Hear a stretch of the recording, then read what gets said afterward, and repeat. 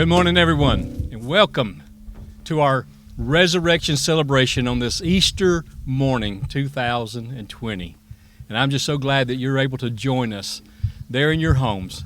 And we want you to just worship God with us as we together connect with Him in the spiritual realm and celebrate Jesus Christ is alive.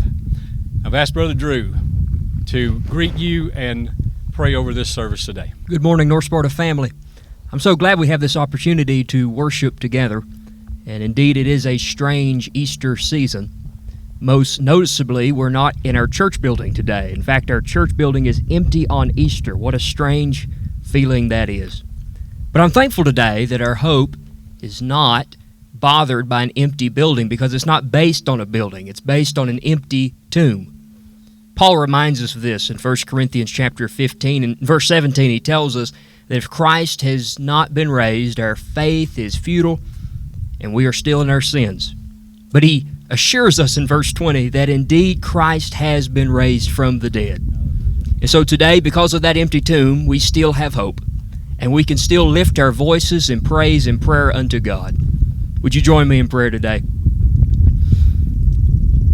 Gracious God, we come before you grateful today that our hope has not been deterred by these situations that we are facing. We are grateful, O God, that you've sent your Son into the world to die for us. We are grateful that you've raised him from the dead to conquer death forevermore. And so today we ask, O resurrected God, be with us in our homes as we worship together. God, might you hear praises being lifted up all throughout this county from various homes. Might you hear our prayers lifted up from our families. And God, might you be present that we might hear your word today proclaimed. God, we ask that you would be present, that you would be with us, and we would experience that resurrection power that is still just as real this morning as it was 2,000 years ago. In Christ's name we pray. Amen. Now I'd like to invite you, if you would, to join with us as we worship our resurrected Lord. Feel free to stand with us if you're able, or assume whatever posture is most comfortable for you as our worship team leads us in worship.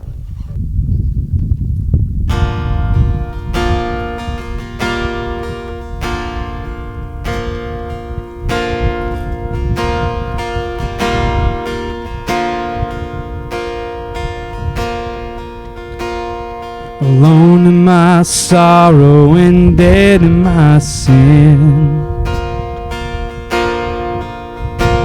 was lost without hope, with no place to begin.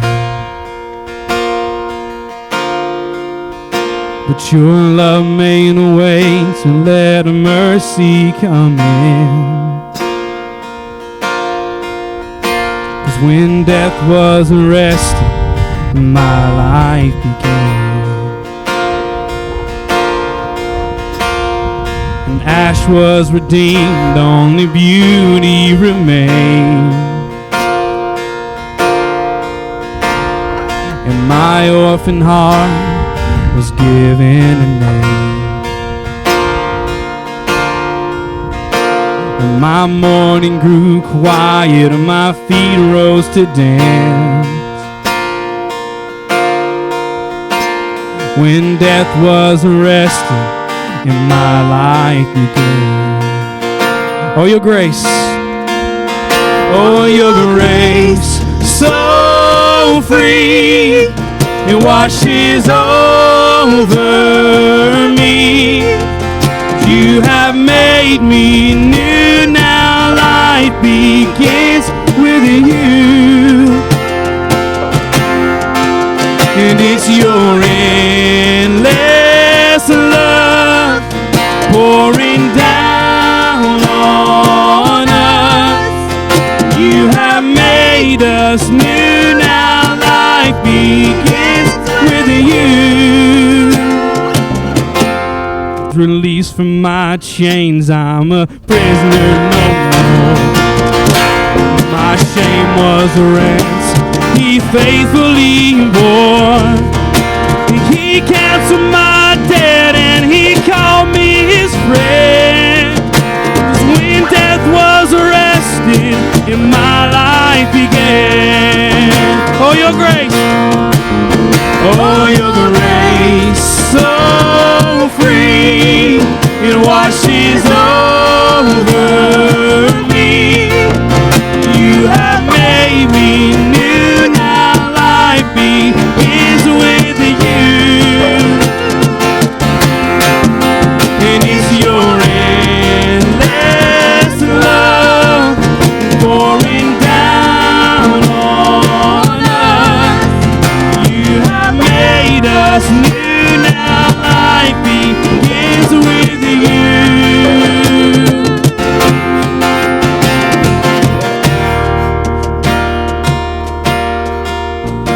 'Cause our Savior displayed on a criminal's cross,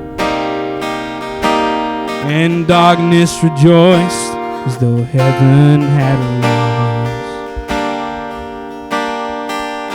But then Jesus arose with our freedom in hand. 'Cause that's when death was arrested and my life began. Oh, your grace, oh, your grace, so free, washes over me. You have made me new, now life begins with you. It's your endless love pouring down on us. You have made me new, now life begins with you. Oh, we're free. Oh, we're free. Free. Forever we're free. Come join the song of all the redeemed. Yes, we're free. Free. Forever, amen. When death was arrested and my life began. Oh, we're free. Free. Forever we're free. Come join the song of all the redeemed. Yes, we're free. Free. Forever, amen. When death was arrested and my life began. When death was arrested and my life began. When death was arrested and my life began.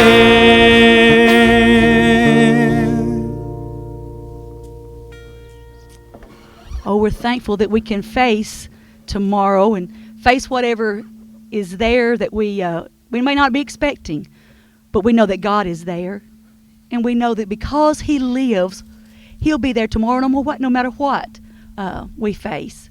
I'm thankful that because He lives, we can face tomorrow.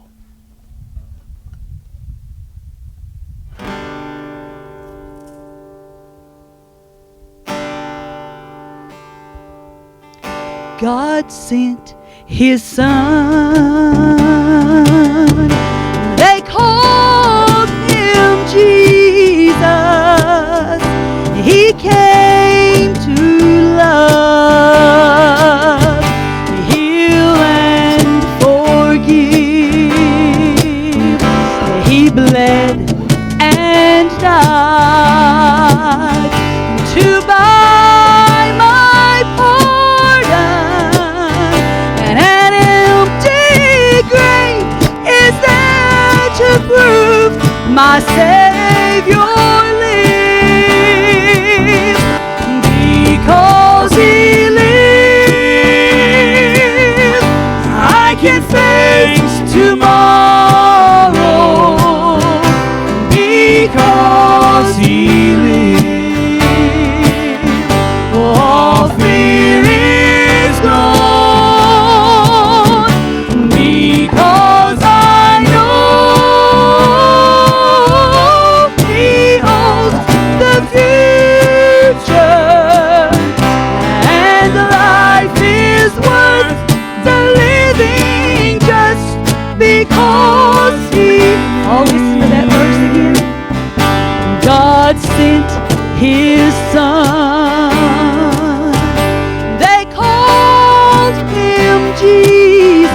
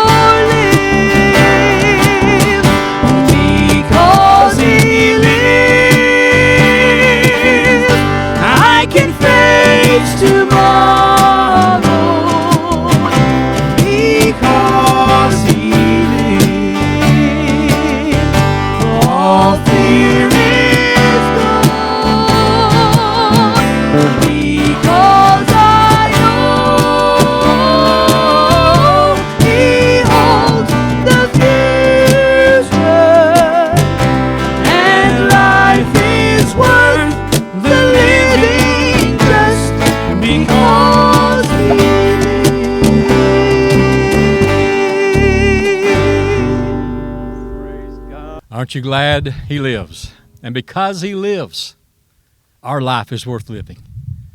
We can face the future with that hope and that peace and that joy, no matter what the circumstance is, because Jesus lives. This week, we've celebrated the Passover. We've celebrated Good Friday. And today, we celebrate Resurrection Sunday.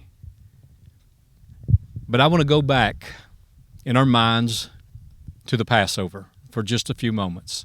I ask you, if at all possible, to get elements together to take communion with us today as your family joins us. And so I want to do that right now. I want to lead you in communion.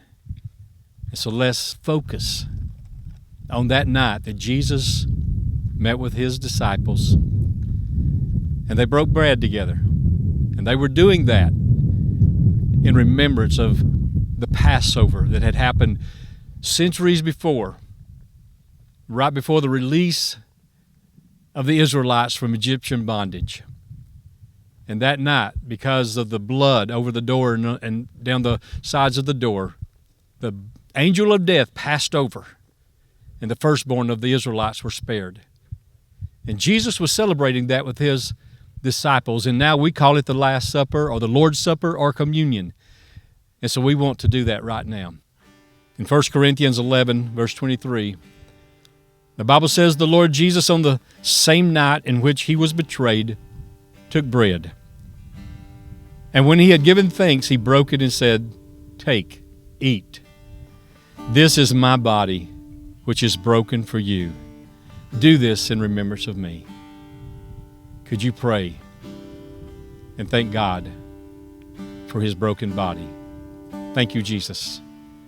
Thank you, Jesus, for becoming the sacrificial lamb, surrendering your life for us in payment for our sin, taking our place, taking our punishment. And so, Lord, just as that sacrificial lamb was broken in the Old Testament, you allowed your body to be broken in sacrifice unto us. And so today we remember that, and we praise you, Lord, for your broken body. Thank you, God, for what you have done for us.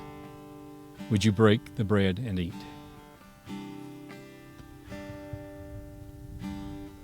Thank you, Lord. Thank you, Lord. Thank you, Lord. Hallelujah. Thank you, Jesus.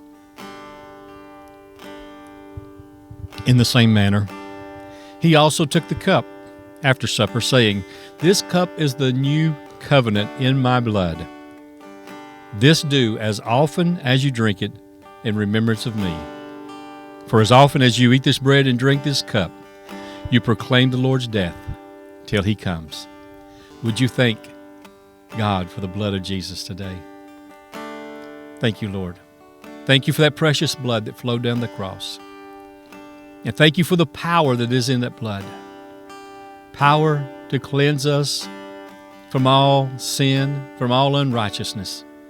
Power to redeem us, valuable enough to redeem every person who will believe upon the name of Jesus.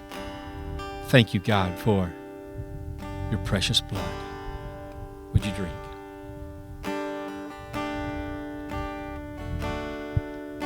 Praise God. Thank you, Jesus. Thank you, Jesus. Thank you, Jesus, for the sacrifice that you have made on our behalf. Thank you for the power that is in your precious blood. Amen. Today I want to talk to you about being commonly assembled. It might seem like a strange topic in the fact that we cannot assemble today. But I've often talked about the word community, and I break it up into two words, common unity, and talk about that there is a common cause that unifies people. And so, honestly, the situation we're in now is unifying the church. And we are reaching out to one another and ministering to one another. And so it is a common assembly. Even though we're not assembled together, we are spiritually assembled. But I want to go back into the New Testament to John chapter 20, verse 19. Then the same day at evening, being the first day of the week, when the doors were shut, where the disciples were assembled, for fear of the Jews. We see a reason here that they were assembled together. We see a common cause, and that common cause was fear. The threat was real. The fear they was experiencing was real. Their leader had just been unjustly put to death. And they were assembled together in fear of the very ones that had called for the death of Jesus. They expected Jesus to enact his authority over the Roman authorities. They expected him to deliver them from the tyranny of the Romans. But instead, he was put to death. And now here they are. They're hunkered down in this room in fear. Their dreams have vanished. Their minds and their hearts were filled with turmoil and confusion, and that turmoil and confusion had totally canceled out their confidence. And unbelief has now robbed them of the opportunity for joy. They were grieving. They were grieving the death of their leader. They were focused on the threat and on the danger. But let me continue here in verse 19. It says, Jesus came. Oh, hallelujah. He showed up. Jesus came and stood in the midst and said to them, "Peace be with you." When he had said this, he showed them his hands and his side. Then the disciples were glad when they saw the Lord. This word glad is translated from a word that actually means to rejoice exceedingly. They weren't just pleasantly glad. They were excited. They were ecstatic. They were rejoicing exceedingly because all of a sudden everything had changed. And the reason it changed is because Jesus showed up. Hallelujah. The fear was now gone because freedom stepped in. Worry was gone because a warrior arrived. Panic dissipated because peace filled the room. Horror was no more because hope showed up in that room. At that moment, the resurrection became a reality to them. And that's so important for us to understand and realize. Jesus had already told them what would happen. And in truth, the resurrection had already taken place. But they were so focused on the facts around them that they were ignoring the truth. They were not recognizing the truth of the resurrection. They were not celebrating on that first Easter. The resurrection, even though it had happened, had no effect on them. And until Jesus stepped into their situation, they were not rejoicing over the fact and the truth that he had risen from the dead. They weren't rejoicing over something that had already happened. Now, how does that relate to us? Well, in our present situation, you may have been tempted to react in fear rather than rejoicing on this Easter morning. You may be so focused on the threat and on the danger that you're wondering, how could I possibly celebrate today? How could I possibly rejoice today? Your joy may have been so smothered that there is no outflow of rejoicing. There's no overflow of rejoicing. Your peace of mind may have been stolen by an enemy that you can't even see. It's so microscopic that you can't even see it. Your nation is in turmoil. And your officials seem like your enemy, denying you your freedom. We've heard reports of because of panic, officials are doing things that are unheard of, arresting people because they're having church in a parking lot. Now, thank God, the report I heard from Greenville, Mississippi, that has changed. They realized they were wrong. They arrested those people falsely. In Philadelphia, I read a report of a man being drug off of a bus by the police because he didn't have a mask on. And even the bus driver who was telling him to get off didn't have a mask on. And so it's all because of the panic and the fear and the threat of danger that people are experiencing and responding to and reacting to. Your family is locked into restrictions you never dreamed that would happen here in America. If you haven't lost your job, someone close to you has. They've been laid off and wondering what the future holds economically.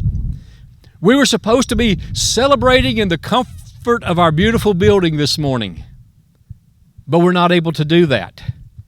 We were supposed to be enjoying the presentation that Hope and the choir has worked so hard to put together, but we're not able to do that today. And you may be feeling like those followers of Jesus who were locked away in a room in fear and turmoil. But I want to say today, Jesus is stepping in and he is saying, peace be with you. Oh, hallelujah. He's here. He's present. He's real. He's alive. And I just want to encourage you today to allow the resurrection to become your reality today, because the resurrection of a truth has already happened and Jesus is alive. And when I say I want to encourage you for the resurrection to become a reality, I'm talking about going beyond just, yes, I'm going to go to heaven when I die. Oh, I'm looking forward to that someday, and it's going to be grand, it's going to be glorious, but I'm living in the here and now. And the resurrection affects my life right now. So I want to encourage you to live in the resurrection power today and the power that the resurrection has made available to us. You see, Jesus' death was viewed by so many as the end of the story. And in a way it was. It was the end of a story. It was the end of the old covenant. It was the end of the old order. And Jesus, because of the resurrection, introduced a new story, a new beginning, a new covenant, a new testament, hallelujah. And he had told his followers after his resurrection, go to Jerusalem and tarry until you are endued with power, fully charged with power from on high. You see, a new order had been established. A new covenant had been established. And God was starting a new way of dealing with his people and living with his people and empowering his people. And after the ascension of Jesus back to heaven, his followers went to an upper room in Jerusalem. Now understand, they were gathered in a different room now, but they were also assembled because of a different cause, a different common focus. They were now, instead of being assembled because of a common denominator of fear, they were now assembled in anticipation and excitement and expectation of the promise that Jesus had given unto them. And on the day of Pentecost, hallelujah, the promise showed up in a mighty, mighty way. The Holy Spirit entered that room like a mighty rushing wind. He came down as a column of fire. He split up and he set tongues of fire on each one of them. And they were endued with that power. They received that full charge of the power. They began to speak in other tongues as the Holy Spirit gave them the unctioning. The power had arrived as Jesus had promised. And oh, let me tell you, that power's here right now. The promise is here right now. The Holy Spirit is here right now. And his power is greater than anything that is going on around us. It's greater than the fear. It's greater than the turmoil. It's greater than the unknown. It's greater than what others are saying might happen as far as giving bad reports. Oh, I want to tell you what, God's report is a good report. His report is a good report. And it's because of the resurrection. It's because of the power of the Holy Spirit released because of the resurrection. You see, the resurrection brought the new story.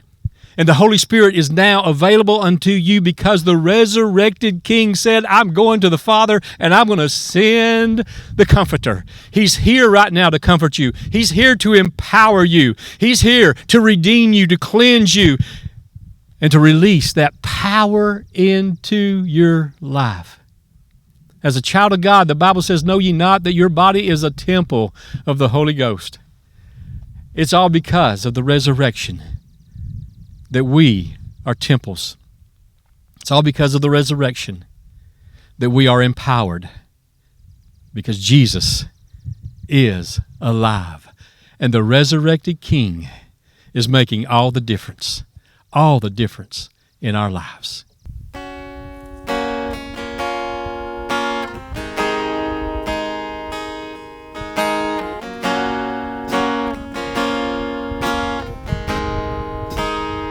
The head that once was crowned with thorns is crowned with glory now. The Savior knelt to wash our feet. Now at his feet we bow.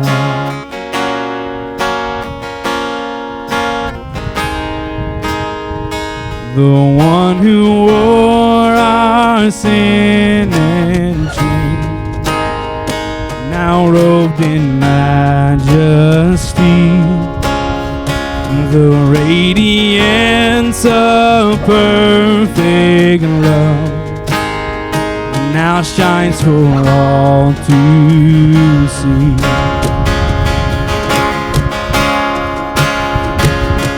'Cause your name is victory. Our praise will rise to Christ our King. Your name is victory. Our praise will rise to Christ our King.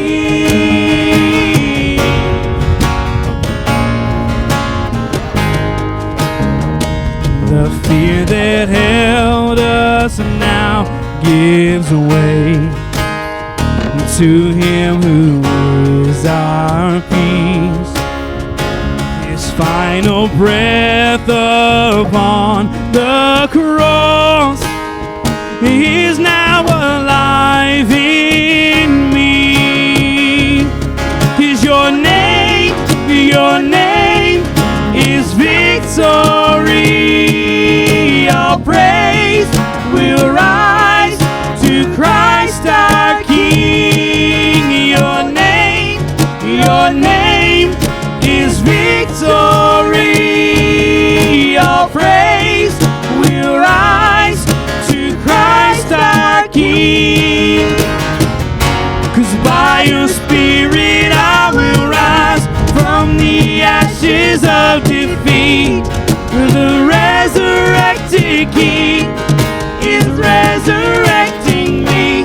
In your name I come alive to declare your victory. The resurrected King is resurrecting me.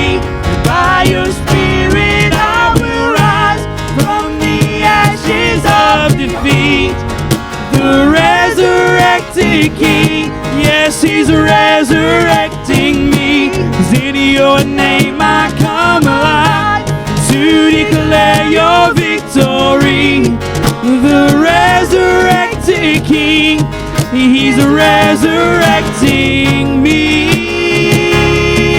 Yeah.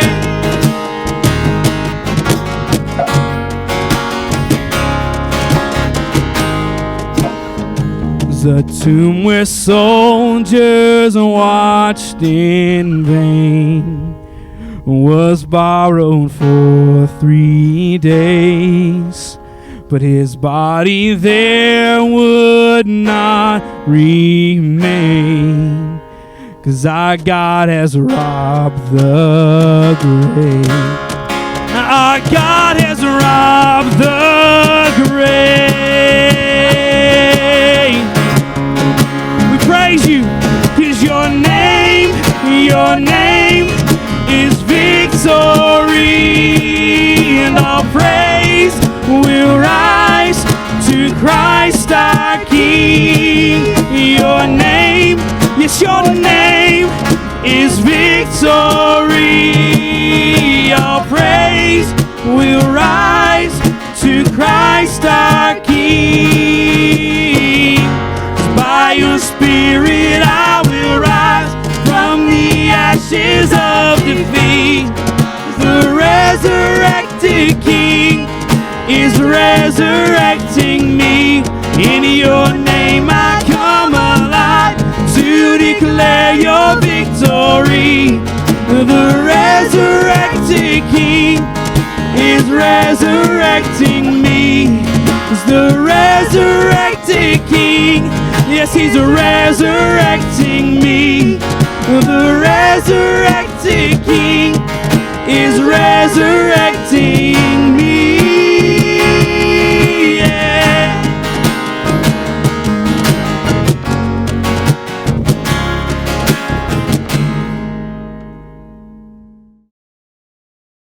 Hallelujah. Give him praise. Give him praise today. Would you just lift your hands right where you're at and just praise him, because he is the resurrected King. Thank you, God, for who you are in our lives. Just go ahead today. Just go ahead today and let that last breath he breathed on the cross fill you and become your breath of life, renewed strength, renewed energy, renewed joy, renewed peace. Go ahead and just say, Lord, I'm having a revival in my spirit right now, a reviving of life in you. Hallelujah. Hallelujah. I just lay hold of it in Jesus' name, because it is mine. It is given to me, the gift of life, abundant life, eternal life. Thank you, God. Thank you, God, for life as you lift us up from the ashes of defeat. We are resurrected in our spirit today. We're resurrected in our life, in our family, because of the resurrected King. Yes. And today, if you are watching this and you're listening to me and you haven't surrendered your life to Jesus, let me encourage you on this Resurrection Sunday.